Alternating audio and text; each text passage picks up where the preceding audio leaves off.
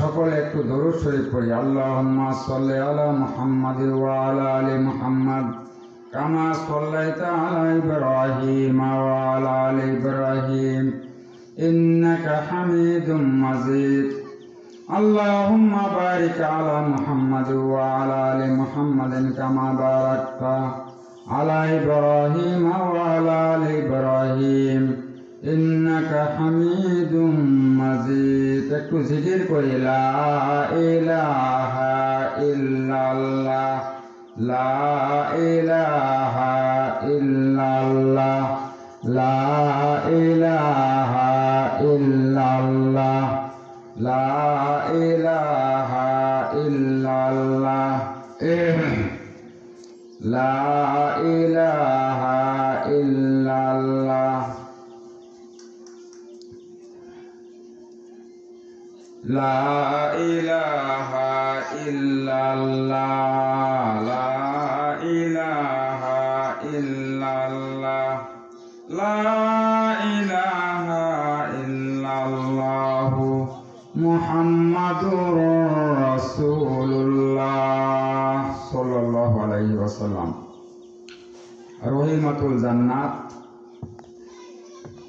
মাদ্রাসা, মসজিদ ও যুব সমাজের উদ্যোগে আয়োজিত আজকের এই ইসলামী জলসা তাফসিরুল কোরআন মাহফিলে উপস্থিত সম্মানিত সভাপতি, উপস্থিত জাতির শ্রেষ্ঠ সন্তান উলামায়ে কেরাম, আমার সামনে উপবিষ্ট ইসলাম প্রিয়, দিন প্রিয় আমার মা ও বোনেরা, পর্দার আড়ালে আমার মা ও বোনেরা, যাদের কাছে মাইকের আওয়াজ যাইতেছে, সকলের প্রতি আমি আবারও আন্তরিক সালাম জানাইতেছি। আসসালামু আলাইকুম ওয়া রাহমাতুল্লাহি ওয়া বারাকাতুহু।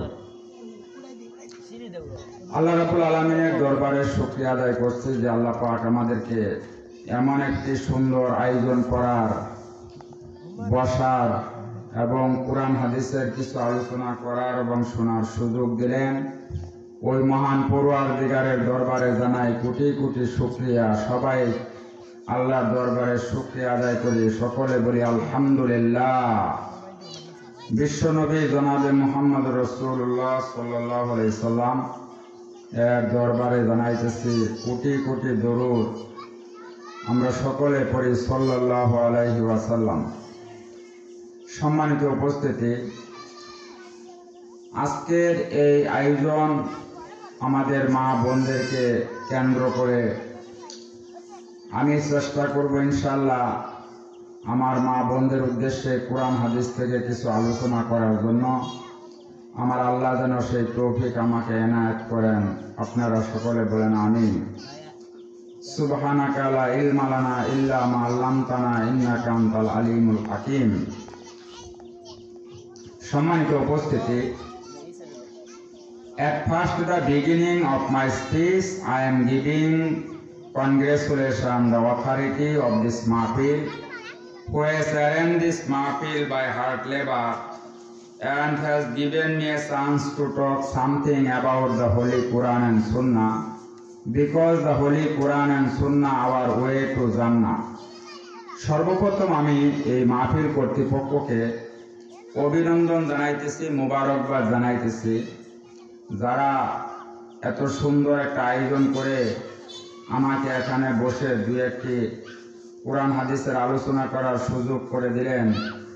মাহফিল কর্তৃপক্ষকে আমার ব্যক্তিগত তরফ থেকে মোবারকবাদ, অভিনন্দন জানাইতেছি। সেই সাথে আপনারা যারা উপস্থিত হয়েছেন আপনাদেরকে আমার পক্ষ থেকে অভিনন্দন ও মোবারকবাদ। আমার মাইকের আওয়াজ যতদূর যাইতেছে, এখানে যত কবর আছে সকল কবরের বাসিন্দা যারা কবরে শায়িত, সকলের রুহের মাগফিরাত কামনা করছি। আল্লাহ যেন তাদেরকে জান্নাতের সর্বোচ্চ মাকাম জান্নাতুল ফেরদাউস নসিব করেন। আমরা সকলে বলি আমিন। সম্মানিত আমার মা ও বোনেরা, ইসলাম শান্তির ধর্ম। ইসলামের মধ্যে রয়েছে একমাত্র শান্তি ও মুক্তির ব্যবস্থা। এই জন্য আল্লাহ রাব্বুল আলামিন পবিত্র কোরআন শরীফে ইরশাদ করেছেন, ইন্নাদ-দীনা ইনদাল্লাহিল ইসলাম। ইসলাম হলো আল্লাহ পাকের কাছে একমাত্র গ্রহণযোগ্য এবং মনোনীত ধর্ম। আলহামদুলিল্লাহ। এই ইসলাম ধর্ম আমরা যারা অনুসরণ করে চলি, আল্লাহ পাক এই ইসলামের মধ্যে রেখেছেন শান্তি ও মুক্তির ফায়সালা। আলহামদুলিল্লাহ।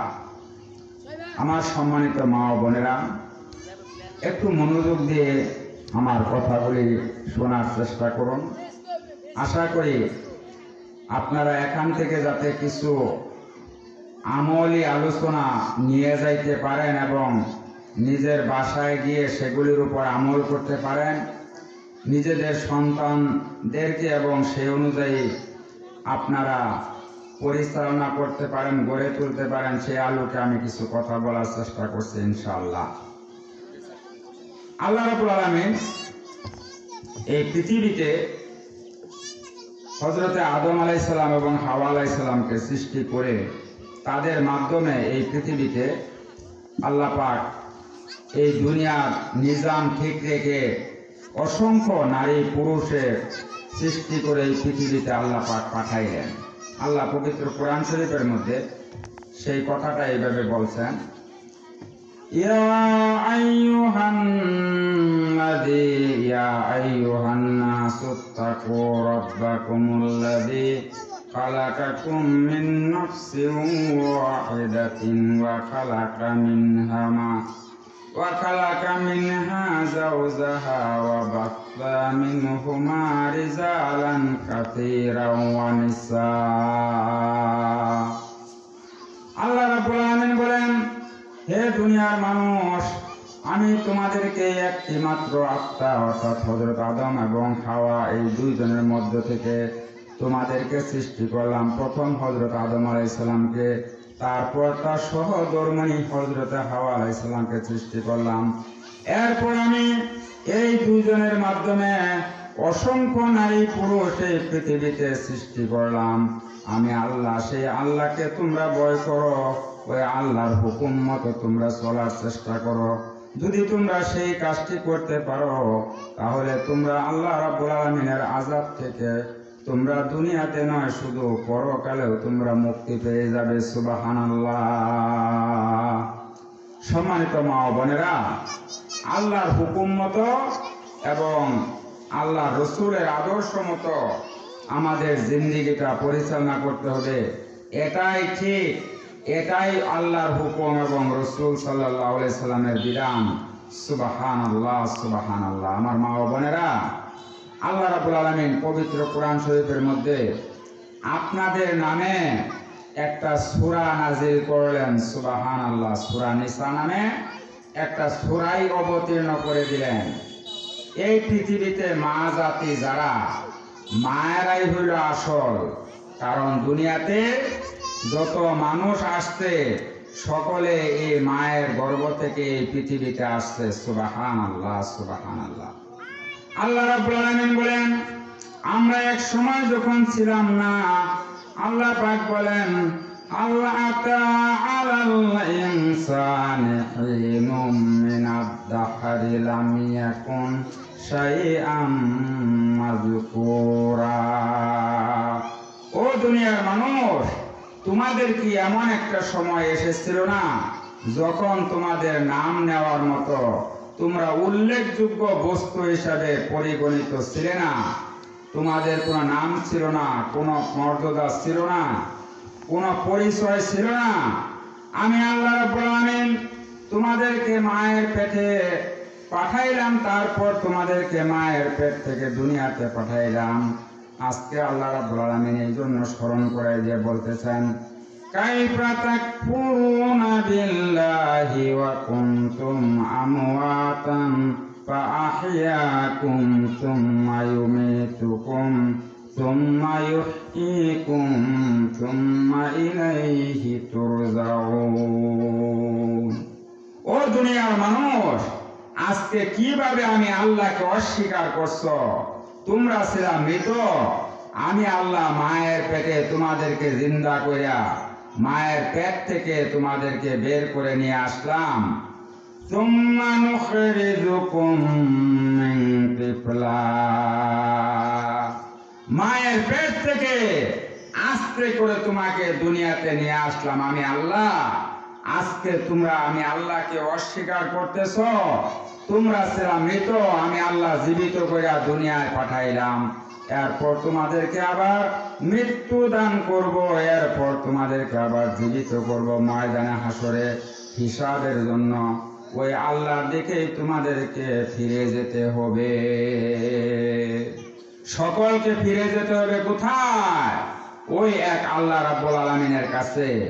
এই দুনিয়ায় আমার মায়েরা বোনেরা থাকার জায়গা না, এখান থেকে অবশ্যই সেই পরওয়ারদিগারের দরবারে চলে যেতে হবে। সেজন্য আল্লাহ পাক আমাদেরকে কোরআন হাদিসের মাধ্যমে, আল্লাহ রসুল হাদিসের মাধ্যমে যে সকল নির্দেশনাগুলি আমাদেরকে দিয়েছেন সেইগুলি আমাদেরকে অনুসরণ করে অনুকরণ করে দুনিয়াতে চলতে হবে।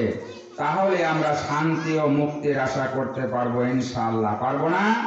অবশ্যই পারবো ইনশাআল্লাহ।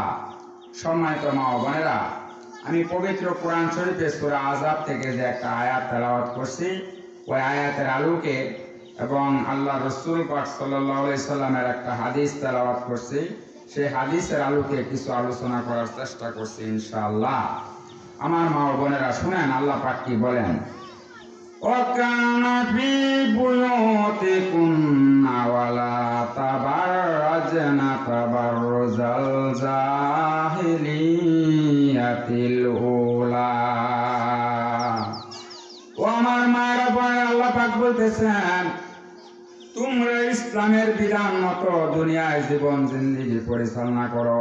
ওই জাহেলি যুগের মহিলাদের মতো তোমরা বেহায়াপনা করিয়া দুনিয়ায় চলিও না।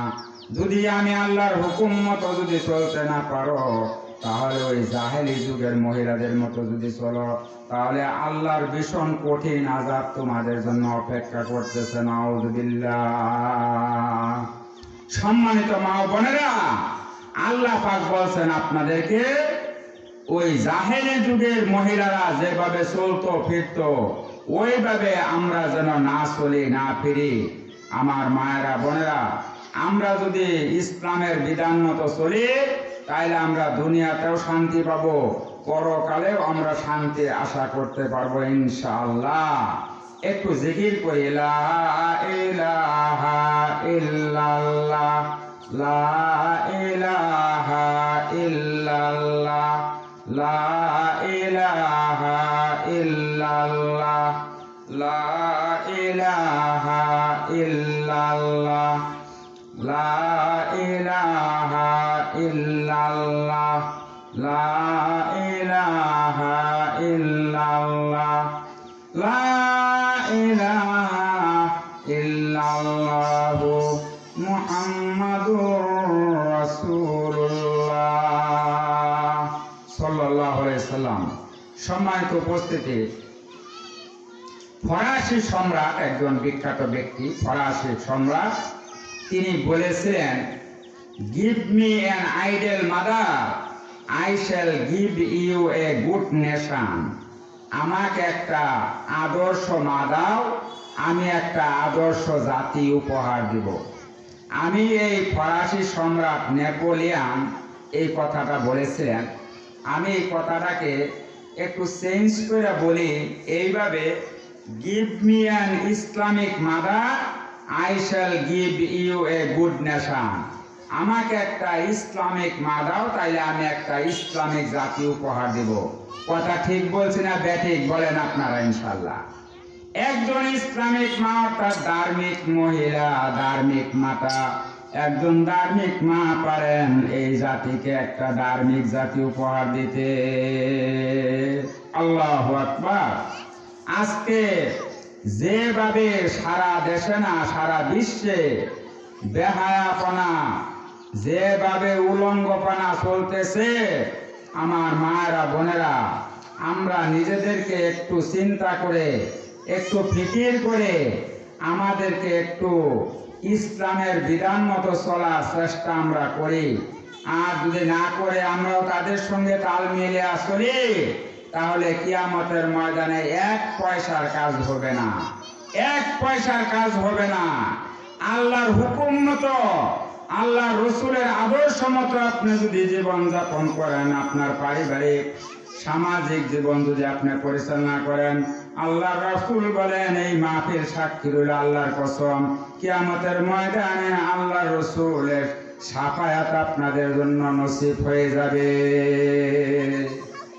সুবহানাল্লাহ, সুবহানাল্লাহ। আল্লাহ রসুল সাল্লাল্লাহু আলাইহি সাল্লাম বলেন, মায়ের জাতির সম্মান দিতে গিয়ে আল্লাহর হাবিব বলেন, আল জান্নাতু তাহতা আকদামিল উম্মাহাত। মায়ের জাতির পায়ের তলে আল্লাহ জান্নাত। জোরে বলেন সুবহানাল্লাহ, সুবহানাল্লাহ।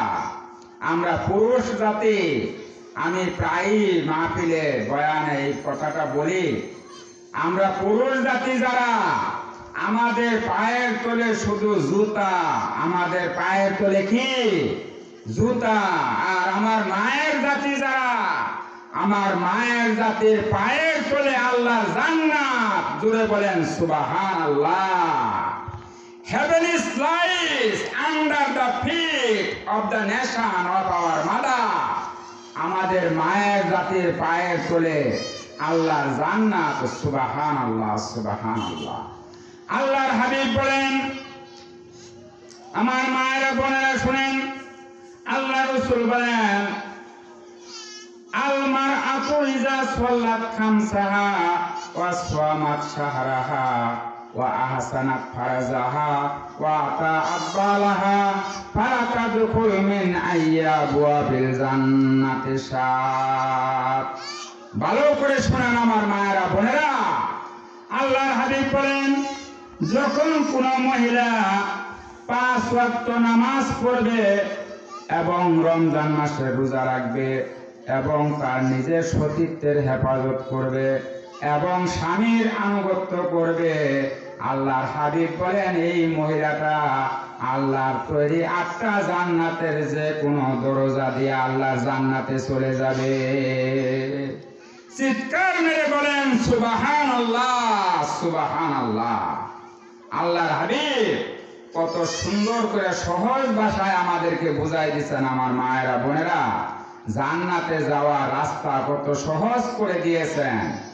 আমার মায়েরা, আপনি যখন 5 ওয়াক্ত নামাজ পড়বেন, রমজান মাসে রোজা রাখবেন এবং আপনার সতীত্বের হেফাজত করবেন এবং আপনার স্বামীর আনুগত্য করবেন, আল্লাহর হাবিব বলেন, এই মহিলাটা আল্লাহর তৈরি জান্নাতের যে কোনো দরজা দিয়ে আল্লাহর তৈরি জান্নাতের মধ্যে প্রবেশ করে যাবে। আল্লাহু আকবার, আল্লাহু আকবার। 5 ওয়াক্ত নামাজ যখন আপনি আদায় করবেন, পড়বেন, তখন আপনার দ্বারা সর্বাধিক অন্যায় অপরাধ পাপ কাজ থেকে বেঁচে থাকা সহজ হয়ে যাবে। সুবহানাল্লাহ, সুবহানাল্লাহ। হাদিসে আল্লাহ রাসূল সাল্লাল্লাহু আলাইহি ওয়াসাল্লাম বলেন, আন আব্দুল্লাহ ইবনে আমর রাদিয়াল্লাহু তাআলা আনহু কাল যাকারা রাসূলুল্লাহ সাল্লাল্লাহু আলাইহি ওয়াসাল্লাম লিসসালাতি ইয়াওমা ফাকালা মান হাফাজা আলাইহা কানাত লাহু নূরুন ওয়া বুরহানুন নাজাতান ইয়াউমাল কিয়ামা। আল্লাহর হাবিব বলেন, যে ব্যক্তি 5 ওয়াক্ত নামাজ পড়বে, ওই ব্যক্তির জন্য নামাজটা কিয়ামতের ময়দানে নূর হয়ে যাবে, নাজাতের জন্য দলিল হয়ে যাবে এবং নাজাতের উসিলা হয়ে যাবে। আর ওমান লাম ইউহাফিজ আলাইহা লাম ইয়াকুন লাহু নূরুন ওয়া বুরহানুন ওয়া নাজাতান ইয়াউমাল কিয়ামা। আর যে ব্যক্তি নামাজ পড়বে না, তার জন্য কিয়ামতের ময়দানে কোনো নূর থাকবে না, দলিল হবে না, তার জন্য নাজাতের কোনো ব্যবস্থা হবে না। ওয়া ইয়াউমাল কিয়ামাতে মা কারুন ওয়া ফিরাউন ওয়া উবাই ইবনে খাল, এই 3 জন বিখ্যাত কাফের কথা আল্লাহ রাসূল হাদিসে বললেন, তাদের হাসর হবে ওই ফেরাউন, হামান এবং উবাই ইবনে খালফের সাথে। আল্লাহু আকবার, আল্লাহু আকবার, নাউযুবিল্লাহ। যদি নামাজ না পড়ি আমরা যদি নামাজের ইত্তেবা না করি, আল্লাহ রাসূল বলেন, তাহলে ওই বেনামাজের হাসর হবে ফেরাউন, হামান এবং উবাই ইবনে খালফের সাথে। অতএব আমরা 5 ওয়াক্ত নামাজ পড়ব। আল্লাহ রাব্বুল আলামিন বলছেন, ইন্নাস সালাতা কানাহা আনিল ফাহশাই ওয়াল মুনকার।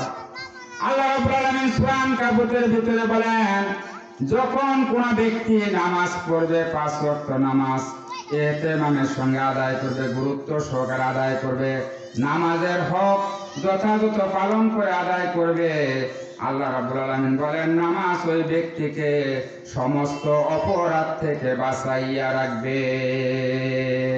কথা ঠিক কিনা? নামাজ যদি আমরা পড়ি, তাহলে নামাজ যদি যথাযথভাবে আমরা আদায় করতে পারি, নামাজ আমাদেরকে অধিকাংশ না সকল অন্যায় কাজ থেকে অবশ্যই বাঁচাই রাখবে। সুবহানাল্লাহ, সুবহানাল্লাহ। আমার মা ও বোনেরা, এখন প্রশ্ন হয়, আমরা দেখি, আপনারা কথাটা খেয়াল করে শুনেন, আমরা দেখি আমরা নামাজও পড়ি, আবার অন্যায় কাজের সঙ্গেও আমরা জড়িত থাকি। অর্থাৎ আমি নামাজও পড়ি, মিথ্যা কথাও বলি, অন্যের হক নষ্ট করি, অন্যকে ঠকাই, ধোঁকা দেই, অন্যকে লানত করি, এই সমস্ত কাজগুলি আমরা করি। এর উত্তর হলো নামাজও পড়লেন, আবার এইভাবে অন্যকে ঠকাইলেন, অন্যায় কাজ করলেন। আমার দ্বারা যখন নামাজও পড়বো আমি এবং এই সকল অপরাধমূলক কাজগুলিও করব, এইটুকু যদি আমার দ্বারা হয়ে যায়, পরিষ্কার বুঝতে হবে আপনার নামাজ আল্লাহর দরবারে কবুল হয় নাই। আপনার বুঝতে হবে একজন নামাজি ব্যক্তি যখন নামাজও করবে এবং এই সমস্ত অপরাধমূলক কাজের সঙ্গেও জড়িত থাকবে, আপনার পরিষ্কার আপনি নিজেই বুঝবেন আপনার নামাজ আল্লাহর দরবারে অবশ্যই কবুল হয় নাই। আর যদি আপনি 5 ওয়াক্ত নামাজ পড়েন, তাহলে আপনার তো অপরাধ থেকে বেঁচে থাকবেনই, আপনার গায়ের মধ্যে গুনাহের কোনো লেশ মাত্র থাকবে না। সুবহানাল্লাহ, সুবহানাল্লাহ। আন আবি হুরায়রা রাদিয়াল্লাহু তাআলা আন্নাহু ক্বালা রাসূলুল্লাহ সাল্লাল্লাহু আলাইহি ওয়াসাল্লাম, লাউ আন্না নাহারান ফি বাবি আহাদিকুম ওয়া ইয়াগতাসিলু ফি খামসা মারাতিন হাল ইয়াবকা মিন দারানিহি শাইউন। আল্লাহর হাবিব বলেন, সাহাবীরা শোনো, তোমাদের কারো বাড়ির সামনে যদি একটা নহর থাকে, ঝর্ণা থাকে, এবং সে যদি সেই ঝর্ণার ভিতরে দৈনিক 5 বার নামাজ, 5 বার গোসল করে, আল্লাহ সাহাবীদেরকে আল্লাহ রাসূল প্রশ্ন করলেন, সাহাবীরা তাহলে তার শরীরে কোনো ময়লা থাকবে কিনা? সাহাবীরা বলেন, হুজুর না। আল্লাহ রাসূল বলেন, সাহাবীরা শোনো, অনুরূপভাবে 5 ওয়াক্ত নামাজ যখন কোন ব্যক্তি আদায় করবে, আল্লাহ রাব্বুল আলামিন তাকে গুনাহমুক্ত অবস্থায় রাখবেন। সুবহানাল্লাহ। তবে শর্ত হলো ওর ইনিস্তুনিবাতিল কাবায়ের, কবিরা গুনাহ থেকে অবশ্যই মুক্ত থাকতে হবে, বিরত থাকতে হবে। কবিরা গুনাহ তওবা ছাড়া মাফ করবে না। আপনার আমার দ্বারা যদি কোনো সময় কবিরা গুনাহ সংগঠিত হয়ে যায়, তাহলে আমরা সঙ্গে সঙ্গে তওবা করে নেব, আল্লাহর কাছে ইস্তেগফার করে নেব, তাহলে আল্লাহ পাক সেই কবিরা গুনাহটা উলামায়ে কেরাম বলছেন আল্লাহ মাফ করে দিবেন। সুবহানাল্লাহ, সুবহানাল্লাহ। আমার মায়েরা, আমার বোনেরা শুনেন, আল্লাহ রাসূলের কাছে এক সাহাবী এসে বললেন, ইয়া রাসূলুল্লাহ, মান আহাক্কু বিহুসনি সাহাবাতি। ইয়া রাসূলুল্লাহ, আমার সবচাইতে উত্তম আচরণ পাওয়ার যোগ্য ব্যক্তিকে? আল্লাহর হাবিব বলেন, উম্মুকা, তোমার মা। সাহাবী আবার প্রশ্ন করলেন, সুম্মা মান? এরপর কি? আল্লাহ রাসূল বলেন, উম্মুকা, তোমার মা। সাহাবী আবার প্রশ্ন করলেন, সুম্মা মান? এরপর কি? আল্লাহ রাসূল বলেন, উম্মুকা, তোমার মা। চতুর্থবার গিয়া বললেন, তোমার পিতা। পিতা। সুবহানাল্লাহ বলেন, সুবহানাল্লাহ। আল্লাহর হাবিব মায়ের কথা 3 বার বললেন, পিতার কথা 1 বার বললেন। মুহাদ্দিসিনে কেরাম বলেন, মায়ের কথা 3 বার বলার কারণ হলো মা সন্তানটাকে অত্যন্ত কষ্টের সাথে গর্ভধারণ করেছেন। হামালাতুহু উম্মুহু কুরহা ওয়া ওয়াদাআতুহু কুরহা। আপনাকে মা আপনাকে অত্যন্ত কষ্টের সাথে গর্ভধারণ করেছেন। তারপর আল্লাহ বলেন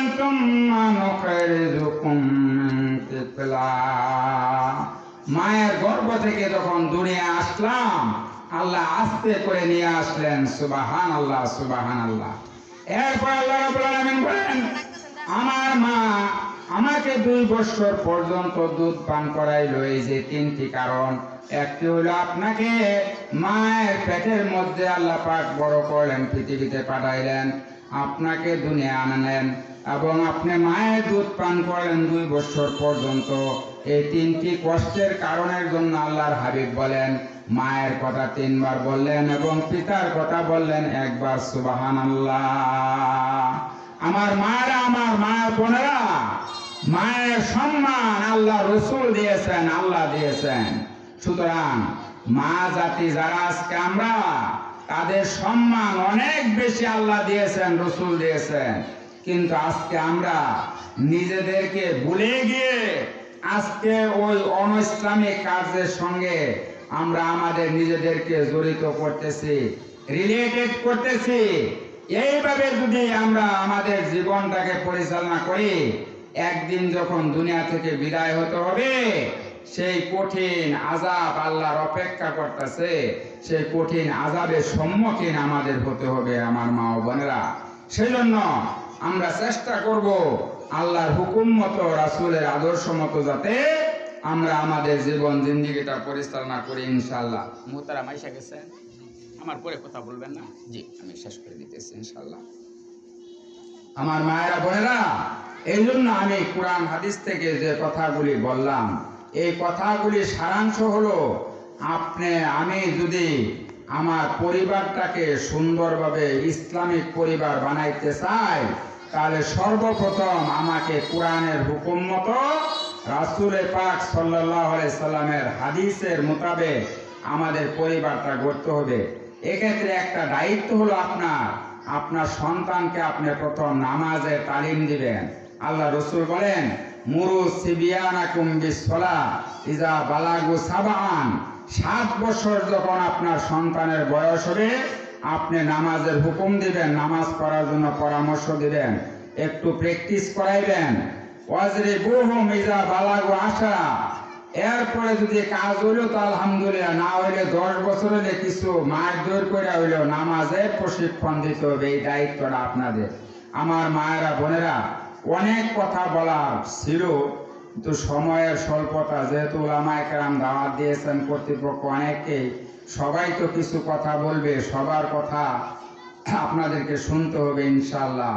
কারণ ওই যে একটা কথা আছে, হাড়গুলেরা রঙে বয়ে দিগারাস। এখানে অনেক উলামায়ে কেরাম আসবেন, কথা বলবেন, এক একজনের মুখের কথা ছন্দ বা সৌন্দর্য এক এক রকম হবে। আপনারা এই কথাগুলি শুনে এই কথাগুলির উপর আমল করবেন। আমি আপনাদের কাছে অনুরোধ করছি, আপনারা আল্লাহর হুকুম মতো, রাসূল পাক সাল্লাল্লাহু আলাইহি সাল্লামের মতো জীবন জিন্দেগিটা পরিচালনা করার চেষ্টা করেন। ইহকালেও শান্তি পাবেন, পরকালেও মুক্তি পাবেন। আল্লাহ আমাদেরকে কোরআন হাদিসের মোতাবেক জীবন জিন্দেগিটা পরিচালনা করার তৌফিক এনায়েত করুন। আমরা সবাই বলি আমিন। ওয়া আখিরু দাওয়ানা আলহামদুলিল্লাহি রাব্বিল আলামিন।